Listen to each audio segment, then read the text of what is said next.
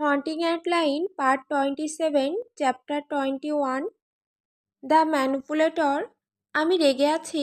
ছোটবেলায় নানি এক ভয়ানক স্বাদের স্টু বানাতেন। সেই স্টুর গন্ধ ছিল যেন ডাস্টবিনে আগুন লেগেছে, আর স্বাদ ছিল আরও খারাপ। এখন আমার মেজাজও ঠিক সেই স্টুর মতোই বাজে। আমি ওর নামও জানি না। আমি হাত দিয়ে মুখ ঢেকে গজগজ করি। দায় আসার পর থেকে হাতগুলো আমার মুখ থেকে সরছেই না। ওকে স্বীকার করেছি যে সে আবার জোর করে ঢুকে পড়েছিল, তবে আসল ঘটনাটা এখনো বলিনি। সাহস পাইনি। দায়া ধৈর্য ধরে অপেক্ষা করছে, বুঝতে পারছে আমি কিছু লুকাচ্ছি, কিছু ভয়ঙ্কর আর লজ্জার, যা আমি থামাতে পারছি না মনে করতে। তুমি ওর সাথে কিছু করেছো তাই না? দায়া শান্তভাবে বলে। আমার চোখ বড় হয়ে যায়। আমি হাত সরিয়ে ওর দিকে রেগে তাকাই। না, আমি ওর সাথে কিছু করিনি। আমি গর্জে উঠি যেন অসম্ভব কিছু বলছে, আর আমি সেটা করতে একদমই কাছাকাছি যাইনি। আমার গাল লাল হয়ে ওঠে আর বাম চোখটা কাঁপে। মৃত্যু। দায়া জানে এটাই আমার সত্যি বলার চিহ্ন। তুমি করেছো? ও চিৎকার করে। চেয়ার থেকে উঠে দাঁড়ায়, চোখ বড় হয়ে যায়। করিনি, সত্যি করিনি। আমি তাড়াতাড়ি বলি, ওর হাত ধরে ফেলি। কিন্তু কিছু একটা হয়েছিল। দায়া দীর্ঘশ্বাস ছেড়ে আবার চেয়ারে বসে পড়ে।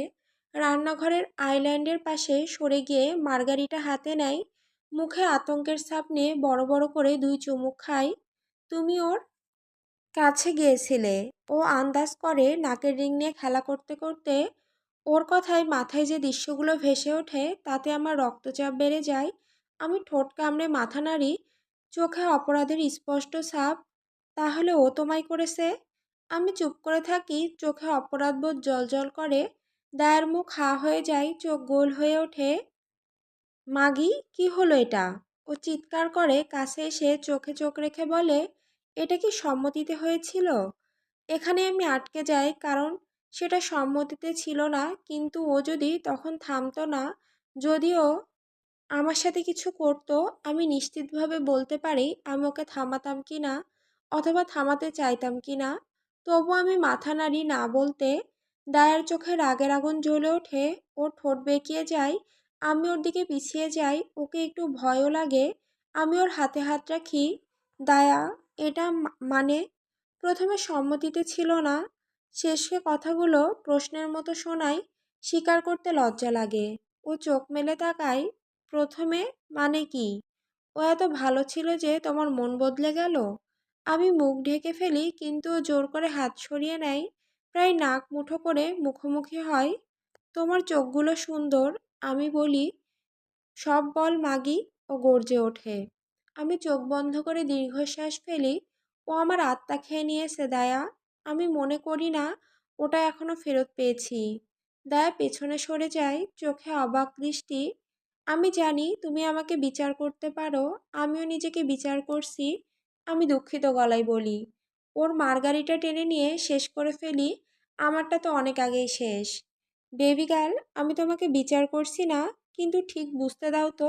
তুমি ওকে টেক্সট করে আগলে নিলে, কারণ তুমি নিজেকে সাহসী মনে করছিলে। তারপরও কথা রাখতে ঢুকে পড়লো, তোমাকে বেঁধে ফেললো। প্রথমে তুমি ভয় পেলে, কিন্তু শেষমেশ ওর মুখের উপর বসে পড়লে। ও ধীরে ধীরে সংক্ষেপে বলে। ওর চোখে বিভ্রান্তি, বিস্ময়, আগ্রহ দেখা যায়, কিন্তু কোনো বিচার নেই, কারণ আমি ওকে বন্দুকের ঘটনার কথা বলিনি। ওটা কখনো বলতেও পারবো না। প্রায় তাই। ও চোখ সরিয়ে না নিয়েই টেকিলা নিয়ে 2 গ্লাসে ঢালে। আমাদের দুজনার খালি গ্লাসে একসাথে শট নেই। মুখ বিকৃত করে ফেলি, তারপর একে অপরের দিকে তাকিয়ে থাকি। আমি আসলে কি বলবো বুঝতে পারছি না। আমি গর্জন করি, দায়া, আমি জানি না কি করব। ও আমাকে আঘাত করেনি, কিন্তু করেছে। ও জোর করেছিল, কিন্তু ও চাইলে আমি ওকে আটকাতাম না। আমি এতটা বিভ্রান্ত, খারাপ আর নোংরা লাগছে, কিন্তু তখন সেটা। আমি অনেকটা গর্জন করে থামি। এবার মাথা ঠেকিয়ে দেই গ্রানাইট কাউন্টার টপে। ভালো লেগেছিল? ও বলে, অসাধারণ, দারুণ, সব কিছু।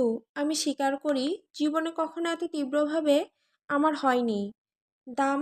ও নিঃশ্বাস নিয়ে বলে, তারপর থেকে ও যোগাযোগ করেছে? আমি মাথা তুলে কপালে ভাঁজ ফেলে বলি, হ্যাঁ। ও বলেছে ও চায় না আমি মিথ্যার প্রেমে পড়ি।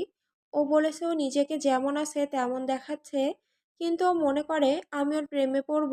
এটা প্রমাণ করে ও কতটা পাগল। এটা অদ্ভুতভাবে মিষ্টি, কিন্তু সত্যিই খারাপ। ওর মাথায় সমস্যা আছে, তবে কাটা হাতের ঘটনা থেকে আমরা সেটা জানতামই। আমি হেসে ফেলি, হ্যাঁ ঠিক তাই। দায়া জিজ্ঞেস করে, তুমি ওকে এই ব্যাপারে জিজ্ঞেস করেছো? আমি মাথা নাড়ি, হ্যাঁ। ও সব সময়ের মতো নায়কগিরি করে বলেছে চিন্তা করতে হবে না, ও সব সামলাবে। আমি চোখ ঘুরি, কিন্তু আসলে আমি খুশি।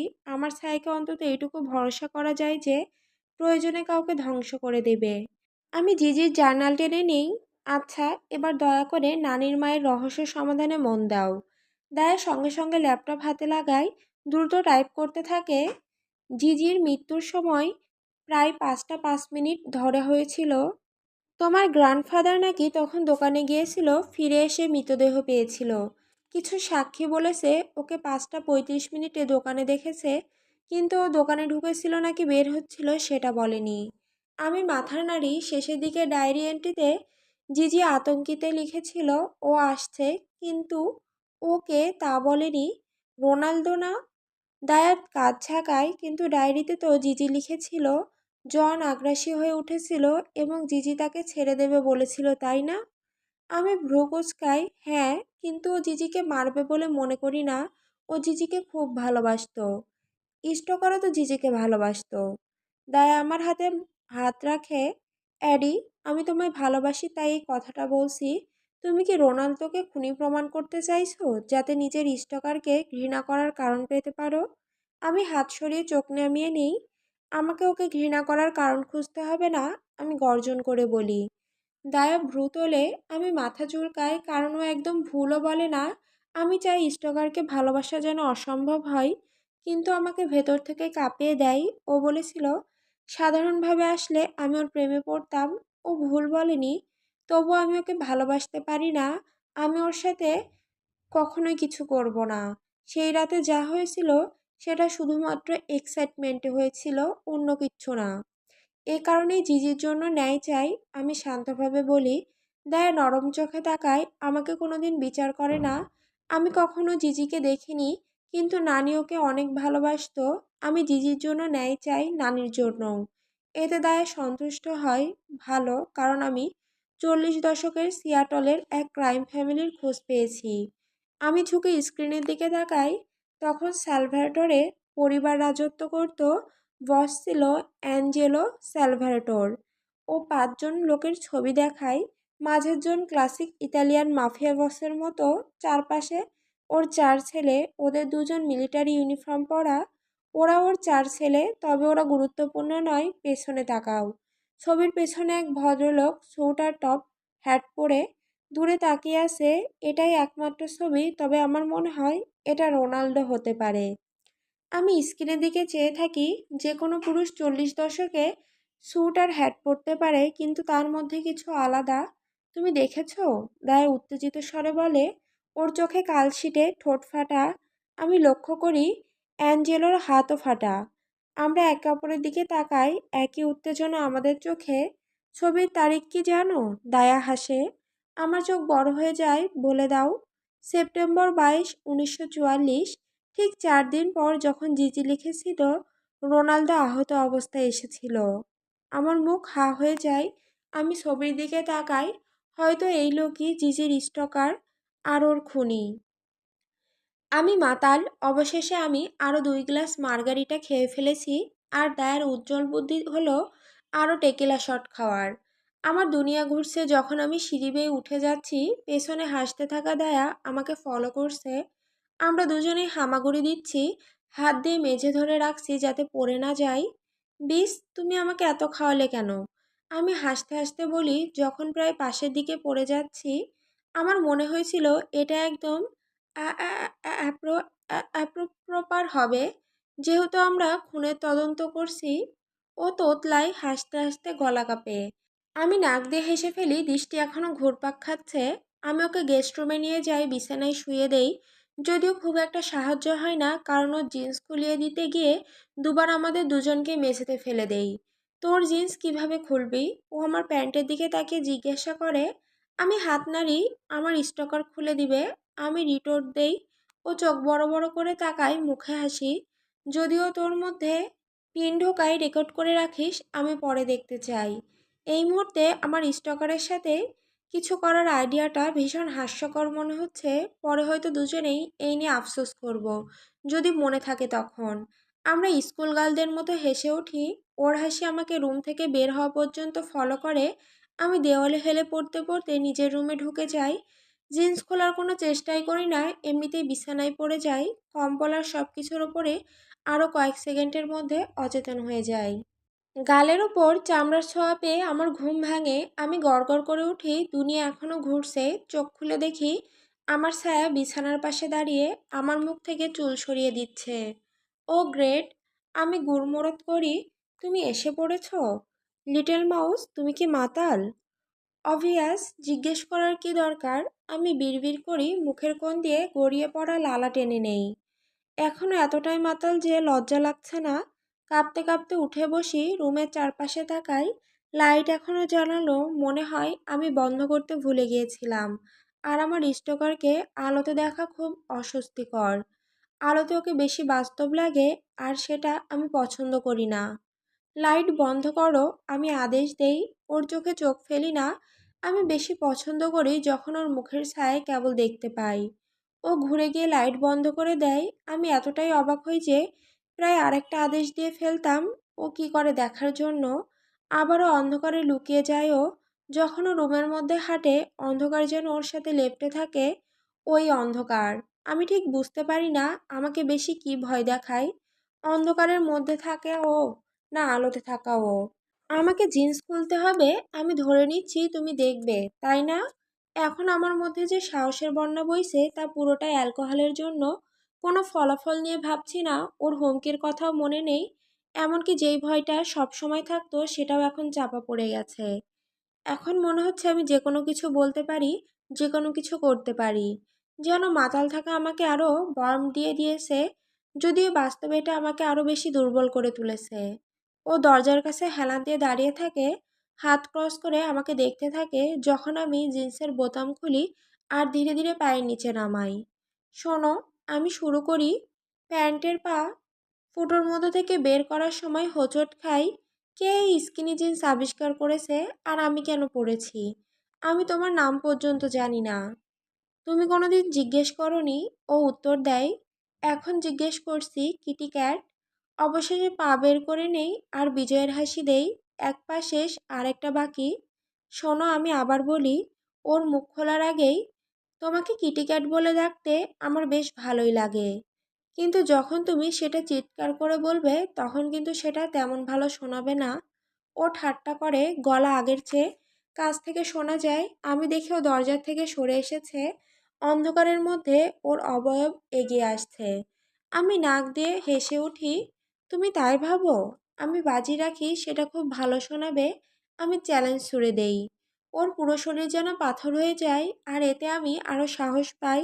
অন্য পা থেকে প্যান্ট খুলে ফেলি, এবারটা তুলনায় সহজে।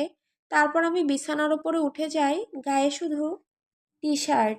ও আমার পেছনের ভিউ পাই, কিন্তু সেটা এখন আমার চিন্তার বিষয় না। আমি একটা বালিশ টেনে নেই আর সেটার উপর চড়ে বসি। অ্যাডি! ও গর্জে ওঠে, সাবধান করে। ওর গলার সেই গভীর কম্পন আমার মাঝে ভিজে ভাব নিয়ে আসে। ওর গলার আওয়াজে আমার শরীরে শারীরিক প্রতিক্রিয়া হয়। এটা অন্যায়, কিন্তু এখন মনে হয় এটা আমার পক্ষে কাজ করছে। আমি বালিশের ওপর ঘষি, মাথা পেছনে ফেলে মুচকি স্বরে বলি, কিটি ক্যাট।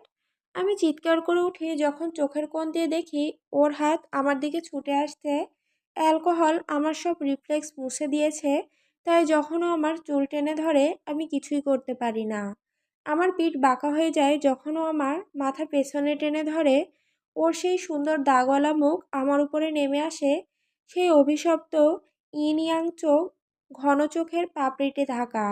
ও ভয়ঙ্করভাবে সুন্দর, আর এখন ও রেগে আছে। কি?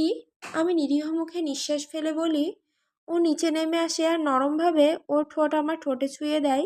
যেখানে আমাদের ঠোঁট ছুঁয়েছে সেখান থেকে বিদ্যুৎ খেলে যায়। আমি হঠাৎ শ্বাস টেনে নেই। ওর স্পর্শে আমার শরীরে যে প্রতিক্রিয়া হচ্ছে তাতে আতঙ্কিত হই। জ্যাড! ও ফিসফিস করে আমার ঠোঁটে ঠোঁট রেখে। এটাই একমাত্র নাম যা এখন থেকে তোমার মুখ থেকে বের হবে। বিশেষ করে যখন তুমি আমার কাছে আসবে তখন তুমি আমাকে গড বলে ডাকবে। আমার ফুসফুসে সব অক্সিজেন উবে যায়, যদিও আমার আত্মা ফেরত দিত সেটা আবার হারিয়ে যেত। আমার মনে হয় লুসিফার নামটা তোমার জন্য ভালো হবে। আমি ফিসফিস করে বলি, ঠোঁট ওর ঠোঁটে লেগে গিয়ে। ওর মুখে পাপময় হাসি ফুটে ওঠে। সাদা দাঁত 1 সেকেন্ডের জন্য দেখা যায়। সেই 1 সেকেন্ডেই মাতাল মগজে মনে পড়ে যায় এখন আমার মুখের সামনে থাকা মানুষটা খুবই বিপজ্জনক। এখন ওকে সরিয়ে দিতে হবে। আমি আরেকটু পেছনে হেলি, মুখ ওর থেকে দূরে সরাই। আবারও আমাকে আক্রমণ করতে চাচ্ছ? এবার কি জোর করে তুমি আমার কাছে আসবে? আমি ওর দিকে ঘৃণা করা চোখে দৃষ্টিতে বলি। ভাবছিলাম ও মনোযোগ দিয়ে বলে, আজ রাতে তোমার মুখেই আমি নিজেকে দেখতে পাবো এবং আমার দেখতে ভালো লাগতো। কিন্তু তারপর একটা কিন্তু আসে, আর মাতাল অবস্থায় আমি প্রায় অপমানিত বোধ করি। আমি ভ্রু উঁচু করি, কিন্তু এর মতো ভয়ানক লাগে না। কিন্তু তুমি এখনো মাতাল, আর তোমার গলায় আমার স্পর্শ ছোঁয়ার সাথে সাথেই তুমি বমি করে দিবে। এবার সত্যি সত্যি আমি অপমানিত হই। আমার মুখ হা হয়ে যায়। আমি করলাম না, তুমি একটা গাধা। আমি ওর থেকে সরে যেতে চাই, কিন্তু ও চুল টেনে ধরে আমাকে আটকে রাখে। সর্বদা জোর করে। কেউ কিভাবে এই মানুষটাকে ভালোবাসতে পারে?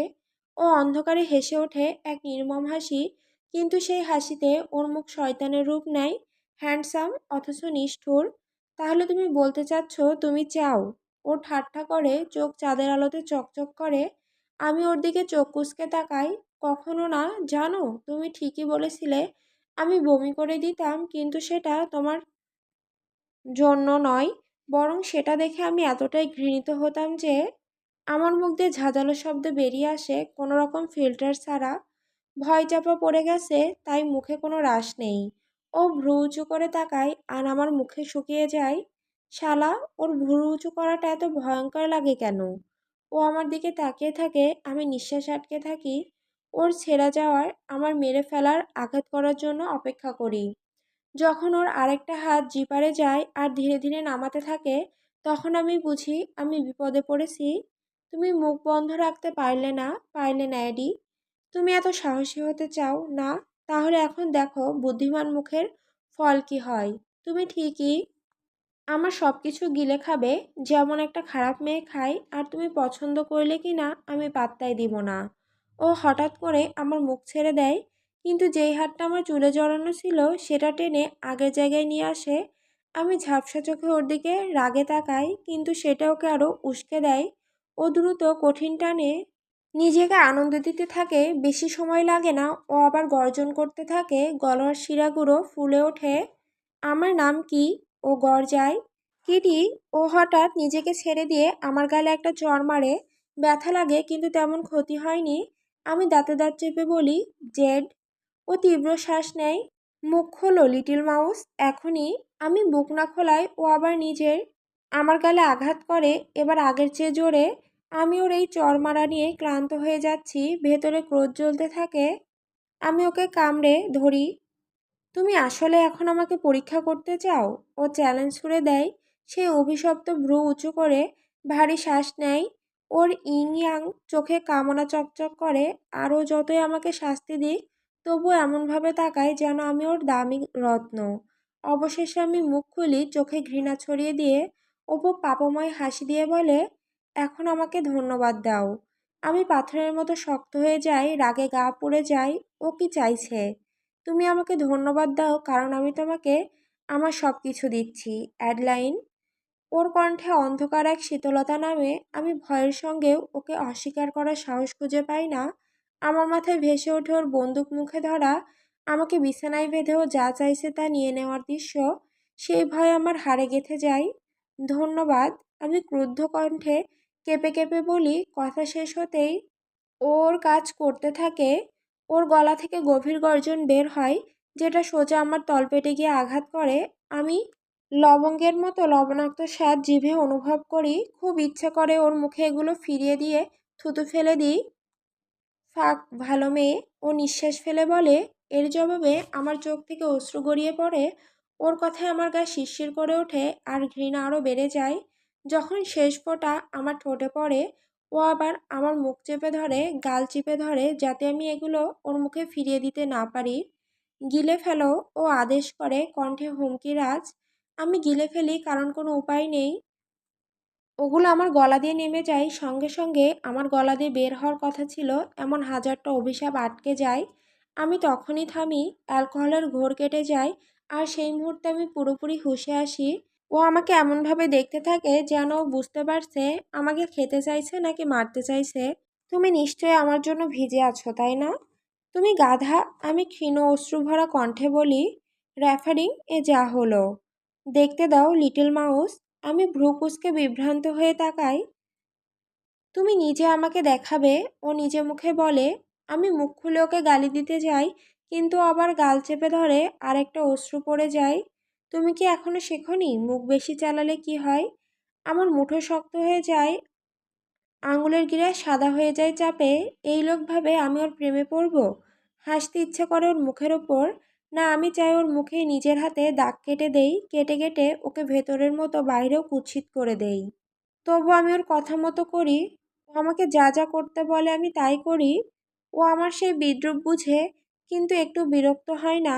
লজ্জায় আমার চোখে ঝাপসা হয়ে আসে, কিন্তু ওর সামনে সেটা প্রকাশ করি না। ওর জন্য আমার কিছু নেই, শুধু বিষ ছাড়া। ও আমার হাত ধরে, সেই আঙুল নিজের মুখে নিয়ে যায়। আমি ওর হাত থেকে ছাড়ানোর চেষ্টা করি, কিন্তু ওর কাছে আমি অসহায়। ওর উষ্ণ ভেজা ঠোঁট আমার আঙুলে চুষে নেয়। আমি দাঁত দিয়ে ফোঁস-ফোঁস করে নিঃশ্বাস ফেলি, সেই বিদ্যুৎ যেন সারা শরীরে ছড়িয়ে পড়ে। ওর চোখ উল্টে যায়, এমনভাবে চুষছে যেন জীবনের সেরা ললিপপ খাচ্ছে। আমার পেট কুঁচকে যায়, আমি লজ্জায় ডুবে যাচ্ছি। ও আমার আঙুল নিজের মুখ থেকে বের করে দেয়, আর আমার সর্বশক্তি দিয়ে নিজেকে ধরে রাখি। অবশেষে ও আমার চুল ছেড়ে দেয়, আমি দ্রুত ওর থেকে সরে যাই। ও আমার দিকে তাকায়, চাঁদের আলোয় ওর মুখের সামান্য অংশ দেখতে পায়, যা দেখে আমার মনে হয় ওকে মেরে ফেলি। ও আমাকে সেই প্রত্যাশিত দৃষ্টি দেয় না, ওর মুখ ফাঁকা, এমনভাবে যেন কিছুই হয়নি। আর এই জিনিসটাই সবচেয়ে খারাপ। সবচেয়ে মজার কথা জানো, ও নিচু স্বরে বলে, আজ রাতে আমি তোমাকে বিছানায় শুইয়ে দিয়ে রেখে যেতে চেয়েছিলাম, কিন্তু তুমি যেন ভুলে যাও না লিটল মাউস, আমি যদি পুরোপুরি তোমার হই, আমি ভালো মানুষ নই। Diary, September ২৭, ১৯৪৫। বিশ্বযুদ্ধ শেষ হওয়ার মনে হচ্ছে এখন দুনিয়াটা কিছুটা স্বস্তি পেয়েছে। সৈনিকেরা বাড়ি ফিরেছে, আর যদিও অনেকে প্রাণ হারিয়েছেন বা আহত হয়েছেন, তবুও এর শেষ হয় আমরা সবাই কৃতজ্ঞ। কিন্তু পার্সন্স ম্যানরে যুদ্ধ এখনও শেষ হয়নি। আজ রোনাল্ডো আমাকে বাইরে নিয়ে যাচ্ছে, যখন জন কাজের মধ্যে থাকবে আর সেরা স্কুলে থাকবে। বাড়ির বাইরে গিয়ে ঠান্ডা হাওয়া খাওয়া ভালো লাগবে। এর আগে আবহাওয়া ঠান্ডা হয়ে যাবে। সে আমাকে সুন্দর একটা পিকনিকে নিয়ে যাবে, তারপর সিনেমা দেখাতে নিয়ে যাবে। জনের বাড়তে থাকা আগ্রাসী আচরণের কারণে আমি বুঝতে পারছি না কিভাবে রোনাল্ডোকে বলবো। সাম্প্রতিক সময়ে আমি মাসে এক দুবারের বেশি তাকে দেখতে পারছি না। সে বলেছে তার কাজ খুব ডিমান্ডিং, আর আমি এখনও তাকে স্বীকার করিনি যে জনের সাথে আমার সম্পর্ক ভেঙে যাওয়ার পথে। আমি নিশ্চিত রোনাল্ডো খুশি হবে শুনে যে আমরা হয়তো বিবাহ বিচ্ছেদের দিকে এগোচ্ছি। কিন্তু আমি ভয় পাচ্ছি, যখন আমি সব সত্যি স্বীকার করব, তখন সে কি করবে, কারণ জন কতটা রাগী সেটা সে জানে না। আমি আশা করি রোনাল্ডো রাগ নিয়ন্ত্রণে রাখতে পারবে। রোনাল্ডোর মেজাজ খারাপ হতে সময় লাগে না, হয়তো জনের চেয়েও দ্রুত।